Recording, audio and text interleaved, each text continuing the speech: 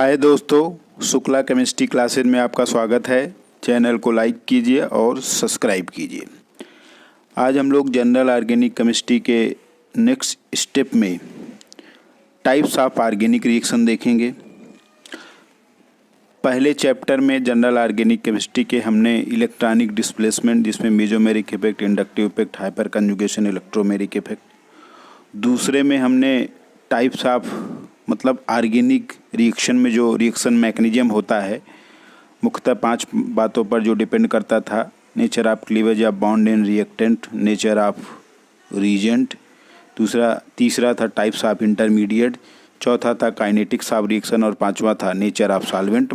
हर एक रीजेंट एक particular solvent में डिजॉल्व करके रखा जाता है। तो ये मैंने दूसरे चैप्टर में बताया। जनरल ऑर्गेनिक केमिस्ट्री का एक प्रकार से ये तीसरा चैप्टर है। यहाँ पर हम लोग इसको ब्रीफ में देखेंगे, संक्षेप में देखेंगे, फिर इसको हम एक एक करके विस्तृत रूप से पढ़ेंगे। तो टाइप्स ऑफ ऑर्गेनिक रिएक्शन मुख्यतः 5 प्रकार का होता है, जिसमें पहला है सब्स्टिट्यूशन, जो कि free radical substitution, electrophilic and nucleophilic substitution हो सकता है। दूसरा है एडिशन, जो कि फ्री रेडिकल एडिशन या तो इलेक्ट्रोफिलिक या न्यूक्लियोफिलिक एडिशन हो सकता है on the basis of reagent. तीसरा जो होता है वो एलिमिनेशन होता है, और elimination is again 3 types, E1, E2 and E1 CB। CB मतलब conjugate base. Fourth one is oxidation reduction and 5 rearrangement. यही पूरा ऑर्गेनिक केमिस्ट्री में यही 5 प्रकार का रिएक्शन होता है, और वो 5 भी कई प्रकार में उसमें सब डिवाइड किया गया है। जैसे सब्स्टिट्यूशन को free radical substitution, electrophilic substitution, तो मुख्यतः 5 है और इन 5 में भी सब डिवीजन है। तो ये 5 को हम यहाँ पे ब्रीफ में पढ़ेंगे और विस्तृत को एक एक करके अलग अलग से पढ़ेंगे हम। तो सबसे पहले सब्स्टिट्यूशन क्या होता है। तो सब्स्टिट्यूशन में क्या होता है, जैसे एक रिएक्टेंट होता है या सबस्ट्रेट होता है, इसमें जो एक ग्रुप होता है जो कि लिव करता है, इसको मोस्टली लिविंग ग्रुप बोलते हैं। इसमें कोई लिविंग ग्रुप या छोड़ने वाला कोई समूह होता है, वो किसी रीजेंट, न्यूक्लियोफाइल भी हो सकता है, इलेक्ट्रोफाइल भी होता है, फ्री रेडिकल भी हो सकता है, उसके द्वारा रिमूव किया जाता है। तो इसको सब्स्टिट्यूशन बोलते हैं, डिस्प्लेसमेंट बोलते हैं। वन एटम और ग्रुप्स के द्वारा, वो रीजेंट हो सकता है जो सबस्ट्रेट या रिएक्टेंट के ग्रुप या एटम को रिमूव करता है या डिस्प्लेस करता है, उसी को हम सब्स्टिट्यूशन रिएक्शन बोलते हैं। तो the replacement of atom or group by other atom or group, generally it takes as a reagent. Generally इसको रीजेंट के रूप में लिया जाता है, जो दूसरा एटम इसको रिमूव करता है, इज नोन एज सब्स्टिट्यूशन और displacement reaction. In this reaction attacking species में बी फ्री रेडिकल। जो अटैकिंग स्पीसीज, इस इमेज में आप देख सकते हो, ये मैंने न्यूक्लियोफाइल लिया है, तो फ्री रेडिकल भी हो सकता है, इलेक्ट्रोफाइल भी हो सकता है और न्यूक्लियोफाइल भी हो सकता है। Replace another atom or group from substitution reaction, इसमें जो ये सबस्ट्रेट है उसमें ये जो लिविंग ग्रुप है वो पहले स्टेप में निकल गया और इंटरमीडिएट बन गया। ये बहुत इंपॉर्टेंट हमने आपको बताया है। तो कार्बोकेटाइन इंटरमीडिएट बना और फर्स्ट स्टेप में ये न्यूक्लियोफाइल आकर इस पर अटैक किया, एक लिविंग ग्रुप को रिप्लेस किया और एक नया रीजेंट आया, नया एटम या ग्रुप आया। तो किसी एक को हटा के जो दूसरा आता है उसी को बोलते हैं सब्स्टिट्यूशन। और अगर यहाँ पर ये रीजेंट इलेक्ट्रोफाइल होगा तो इसे इलेक्ट्रोफिलिक सब्स्टिट्यूशन, अगर ये न्यूक्लियोफाइल होगा तो न्यूक्लियोफिलिक सब्स्टिट्यूशन, और फ्री रेडिकल होगा तो फ्री रेडिकल सब्स्टिट्यूशन। तो on the basis of reagent ये इतने प्रकार का होता है। तो ये आपका सब्स्टिट्यूशन है। अब इसको हम एकदम पूरा पढ़ेंगे, इसको विस्तृत रूप से पढ़ेंगे नेक्स्ट वीडियो में। यहाँ हम ब्रीफ में आपको केवल बता रहे हैं। दूसरा होता है एडिशन रिएक्शन। तो एडिशन रिएक्शन मोस्टली वहाँ पाया जाता है जहाँ पर पाई बॉन्ड होता है। मोस्टली पाई एल्कीन और एल्काइन के केस में पाया जाता है। तो यहाँ पर एडिशन का होता है जुड़ना। तो यहाँ पे जो रीजेंट, जो भी अटैकिंग रीजेंट होता है, वो जब डिवाइड होता है, क्योंकि हमने बताया मोस्टली आयनिक रिएक्शन होता है, तो आयंस में केटायन और एनायंस बनते हैं। तो एक इसमें इलेक्ट्रोफाइल भी हो सकता है या न्यूक्लियोफाइल हो सकता है या दोनों हो सकते हैं।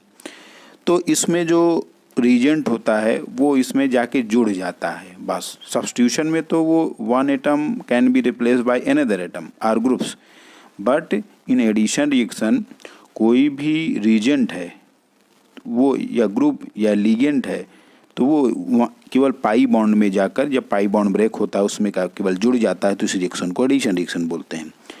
तो addition reaction can be defined as those reaction in which attacking reagent add मतलब जुड़ना to the substrate or reactant, ये सबस्ट्रेट है या रिएक्टेंट में जुड़ जाते हैं। दीज रिएजेंट में be free radical, electrophile or nucleophile और बोथ, क्योंकि जब रिएजेंट ब्रेक होता है तो उसमें आयंस बनते हैं और आयंस में कार्बोकेटायन मतलब पॉजिटिव और निगेटिव दोनों होते हैं। तो कभी कभी वो इलेक्ट्रोफाइल का ही केवल काम करते, कभी न्यूक्लियोफाइल, कभी दोनों का काम करते हैं। मोस्ट ऑफ ये दोनों का काम करते हैं। These reaction are possible only in those compound having a pi bond, very important. Pi bond वहाँ होता है जहाँ एक से अधिक बॉन्ड होते हैं, क्योंकि अगर सिंगल बॉन्ड है तो वो सिग्मा बॉन्ड है, और अगर एक से अधिक है तो उसमें एक पाई होता है, बाकी उसमें एक सिग्मा आप निकाल दिए, जो बचता है वो पाई होता है। Only those compound having a pi bond like a multiple bond, like a double or triple bond, alkene alkyne इस केस में। इन this reaction triple bond convert into double R single bond, depend करता है कैसा reagent हमने लिया है, strong है कि वीक है, तो ट्रिपल बॉन्ड कन्वर्ट हो जाता है सिंगल बॉन्ड में या डबल बॉन्ड में, और double bond always convert into single bond. तो एडिशन रिएक्शन में कोई भी रिएजेंट, वो इलेक्ट्रोफाइल हो सकता है, न्यूक्लियोफाइल हो सकता है, फ्री रेडिकल हो सकता है या दोनों हो सकता है, वो जाके जुड़ जाता है। और इसमें triple bond on the basis of reagent के आधार पर डबल में कन्वर्ट हो सकता है या सिंगल में, और डबल बॉन्ड वाला हमेशा सिंगल में कन्वर्ट हो जाता है। तो ये कुछ एग्जाम्पल आपके दिए हुए हैं। जैसे ये एल्कीन है तो इसमें इलेक्ट्रोफाइल पहले स्टेप में जुड़ा, फिर अगले स्टेप में न्यूक्लियोफाइल जुड़ गया। तो इलेक्ट्रोफाइल और न्यूक्लियोफाइल दोनों जुड़े हैं, इसमें कुछ सब्स्टिट्यूट या ऐसा कुछ नहीं हो रहा है। इसमें भी देखिए ऐसा ही हो रहा है। तो इस प्रकार के रिएक्शन को एडिशन रिएक्शन बोलते हैं।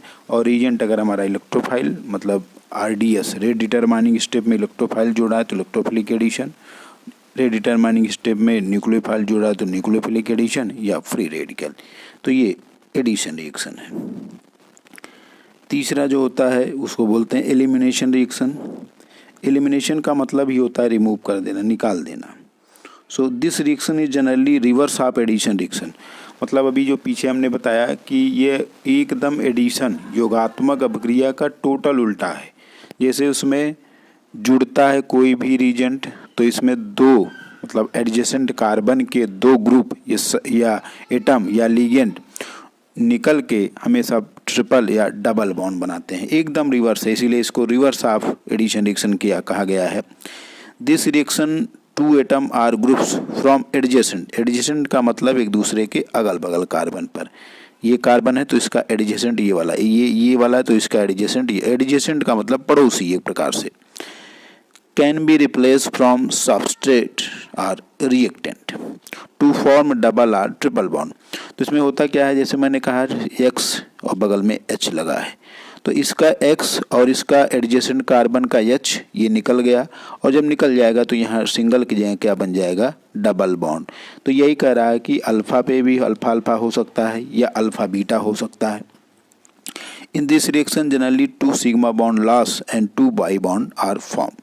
तो इसमें होता क्या है कि 2 सिग्मा बॉन्ड हमारा, जैसे X है तो H है, तो ये भी सिग्मा है ये भी सिग्मा है, जब ये निकल गया तो यहाँ डबल बॉन्ड बन गया। तो इसमें कह रहा है कि इसमें क्या होता है, 2 सिग्मा बॉन्ड लॉस होता है और एक पाई बॉन्ड बनता है, यहाँ एक पाई बॉन्ड बनता है। तो जैसे ये E1 एलिमिनेशन रिएक्शन है, तो E1, और जब हम आपको ये रिएक्शन को विस्तृत रूप से पढ़ाएंगे तो वहाँ SN2 क्या है, E1 E2 क्या है, उसे कंपेयर भी करेंगे। तो जैसे ये E1 एलिमिनेशन में रिएजेंट हमेशा वीक लिया जाता है, तो इसमें लिविंग ग्रुप पहले निकल जाएगा तो इंटरमीडिएट बनता है और ये रिएजेंट बाद में अटैक करता है, तो इसीलिए इसको E1 एलिमिनेशन रिएक्शन बोलते हैं। तो इसमें होता क्या है, इसमें ब्रोमीन निकल गया और ब्रोमीन के बगल में जो हाइड्रोजन है वो निकल गया, तो यहाँ डबल बॉन्ड बन गया, तो ये एल्कीन बन गया। उसी प्रकार देखिए ये जो बेस है वो बेस ने H को निकाला और ये Br निकल गया, तो एडजेसेंट मतलब H के कार्बन का बगल वाला कार्बन एडजेसेंट है, उसी के जस्ट लगा हुआ कार्बन एडजेसेंट कार्बन कहलाता है। तो H और Br निकल गए तो यह डबल बॉन्ड बन गया, एल्कीन बन गया। तो एक प्रकार से अगर इसको मैं उल्टा ले जाऊं, इस रिएक्शन को अगर मैं उल्टा ले जाऊं, यहाँ से, तो आप देखेंगे इसमें HBr जुड़ा हुआ है उल्टे में, और ऐसे जाऊँ राइट में जाऊँ तो इसमें HBr निकला हुआ है। तो इसीलिए इसको रिवर्स ऑफ एडिशन रिएक्शन कहा जा रहा है कि अगर उल्टे से अगर हम प्रोडक्ट से रिएक्टेंट की तरफ जाए तो हम कहेंगे कि HBr जुड़ा हुआ है, मतलब एडिशन रिएक्शन है। और अगर हम रिएक्टेंट से प्रोडक्ट की तरफ जाएं तो इसमें एलिमिनेशन हुआ है, और एलिमिनेशन में Br और H एक दूसरे के एडजेसेंट कार्बन पर है और वो निकल गए। तो इस प्रकार के रिएक्शन में क्या होता है कि 2 सिग्मा बॉन्ड ब्रेक होता है और 1 पाई बॉन्ड बनता है। यहाँ थोड़ा सा करेक्ट कर लीजिएगा। तो इस प्रकार के रिएक्शन को एलिमिनेशन रिएक्शन बोलते हैं, और इसमें हमेशा multiple bond like double bond, triple bond ये प्रोडक्ट में बनते हैं।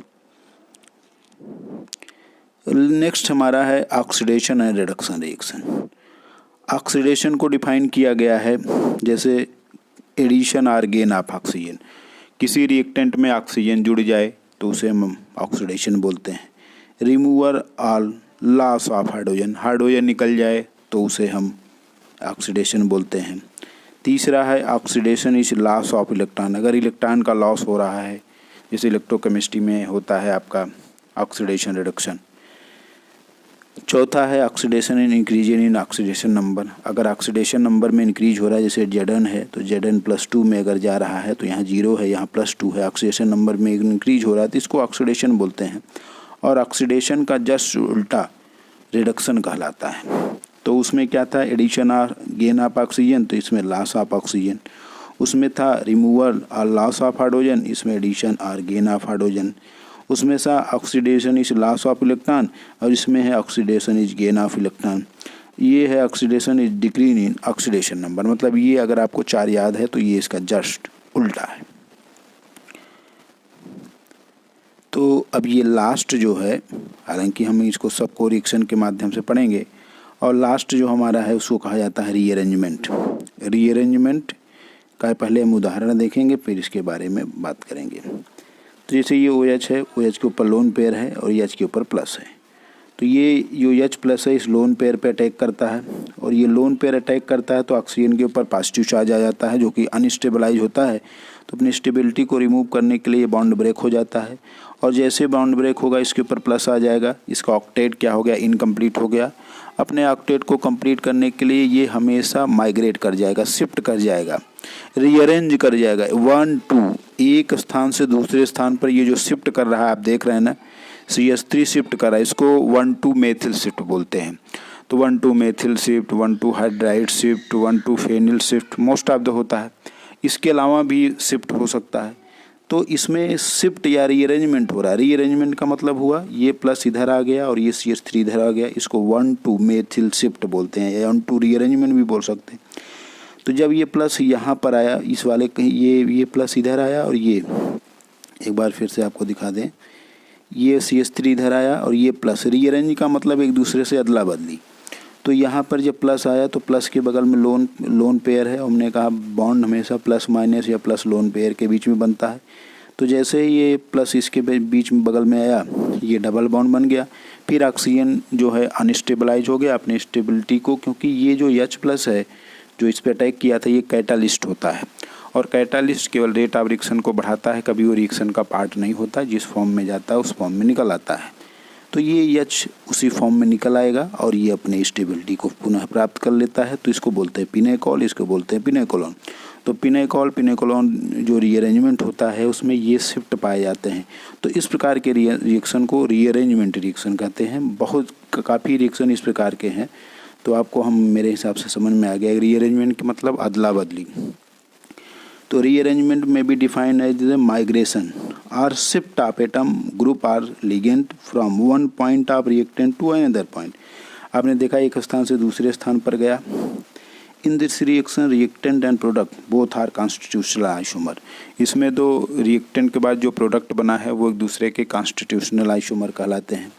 अब कुछ एग्जाम्पल हम आपको बता दें, जैसे अभी बताया पिनेकोलोन रीअरेंजमेंट अदला बदली, जो भी बताया कि इसमें मेथिल इधर चला गया और प्लस इधर आ गया। ये दूसरा बहुत, ये जितने भी रिएक्शन है सब नेम रिएक्शन है, बहुत इंपॉर्टेंट है।